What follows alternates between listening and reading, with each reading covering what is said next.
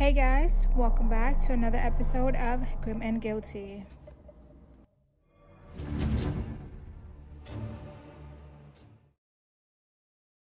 By day, she sold popcorn. By night, she wrestled in the rain. But in the shadows of Mexico City, Juana Barraza was doing something far darker. Her victims were elderly women, and her reason? Personal, very personal. This is the story of Juana Barraza. In the early 2000s, Mexico City was home to more than 20 million people, elderly women often living alone in modest apartments or government housing. Many relied on public aid and were easy to target. At the same time, lucha libre, which is Mexican wrestling, was a national obsession. Mass heroes and villains fought for glory in packed arenas. Among them, Juana Barraza, a woman who wrestled under the name La Dama del Silencio, the Lady of Silence. Behind her mask was a woman carrying deep, deep trauma and a secret hatred for women who reminded her of someone she'd never forgive, her own mother. Juana Barraza was born in Hidalgo, Mexico in December 27, 1957. Her mother was an alcoholic and abusive, reportedly trading her to a man for beer when she was just 12, ending in pregnancy. Years later, she settled in Mexico City, juggling jobs as a cleaner, popcorn vendor, and part-time wrestler. She also cared for her own four children, including one son who had died during a robbery. Murders of elderly women, strangled, smothered, and beaten, began happening across the city. In nearly every case, there were signs of forced entry, or no signs at all. Some victims had government issued social workers form nearby, possibly fake. Police initially dismissed any link between the crimes. They assumed it was multiple people or copycats. But as the death toll grew past 20, a pattern emerged. Witnesses described a large woman leaving crime scenes, sometimes in red or dressed like a nurse. Police profilers even assumed the killer was male until composite sketches pointed otherwise. Barraza posed as a nurse, social worker, or government aid agent to gain entry into homes. She targeted elderly women specifically, often smothering them with their hands, scarves, or telephone cord. Police originally denied the existence of a serial killer, but the panic in the public was real. Elderly women began cutting their hair short and dressing down to avoid attention. Some even lived in fear of opening the door. A huge twist came in the form of misdirection when the police released composite sketches that looked like men and arrested unrelated suspects. After years of panic and police missteps, Barraza was finally caught on January 25, 2006, leaving the home of her last victim, 82-year-old Ana Maria de los Reyes Alfaro. She was caught red-handed, fleeing the scene. Inside her purse was a stethoscope and identification cards. At her home, authorities found items belonging to multiple victims. As we know, killers like to keep trophies. Juana's hatred for elderly women stemmed from her abusive childhood. In her own words, she killed women who reminded her of her mother. She was convicted of 16 murders, though authorities suspected she may have been responsible for up to 48. In 2008, she was sentenced to 759 years in prison, one of the longest sentences in Mexican history. She never expressed remorse.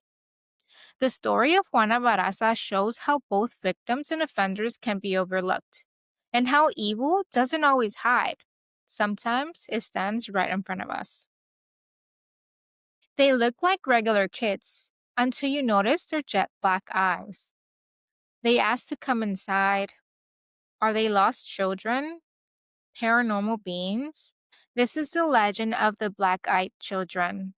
These children are often described as aging from 6 to 16, wearing old-fashioned, outdated clothing, speaking in a flat, unnatural tone, and of course, black eyes. No iris, no white, just solid black. Often noticed only after a conversation begins.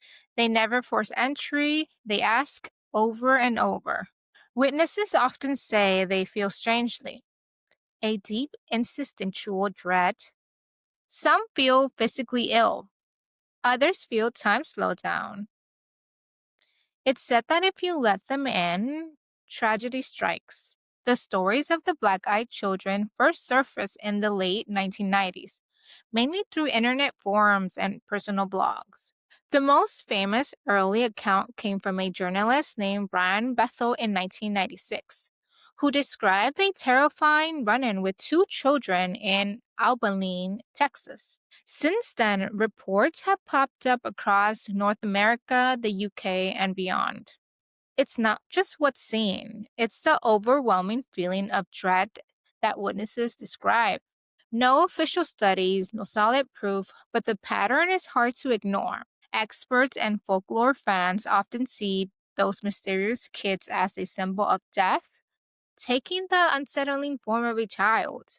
The encounter that always comes up when you hear about the Black Eyed Kids is the story of Brian Bethel in 1996, a Texas journalist who was parked outside a movie theater in Amarillo when two boys approached his car, asking for a ride home to get money for the show. The movie they were apparently going to watch, which was the last show, was already an hour in. He hesitated and noticed their eyes were completely black. The moment he felt fear, the boys became more aggressive, insisting he open the door. He drove off, shaken. Later, he shared his experience online, launching the legend. In the 2000s, more encounters began circulating online. People hearing knocks at their door at night, with children asking to use the phone. Reports that phones or radios malfunction during encounters. Pets becoming distressed, witnesses feeling hypnotized or paralyzed with fear. As the legend grew, paranormal shows and YouTubers picked up on the story. A viral 2014 British tabloid, the article claimed a surge of sightings in Cannock Chase in England. Skeptics blame mass hysteria, sleep paralysis, or urban myth-making, but believers pointed to the consistency across stories, often from people with no prior exposure to the legend. Some believe they are alien human hybrids, using mental influence to gain trust. Their insistence on permission echoes old vampire lore. Evil cannot enter uninvited. A few theories suggest they are spirits of abused or murdered children forever trying to return home. Skeptics say it's a meme like myth, amplified by the internet, and sleep disorders like hypnagogia. In paranormal theory, enough belief can manifest a creature. The black eyed children legend plays on two powerful fears. One, being deceived by innocence, because kids are supposed to be harmless. These aren't. Two, losing control. The feeling of being manipulated or overwhelmed without physical force. Whether paranormal or psychological, these stories speak to our discomfort with vulnerability and how fear can be quite polite until it isn't.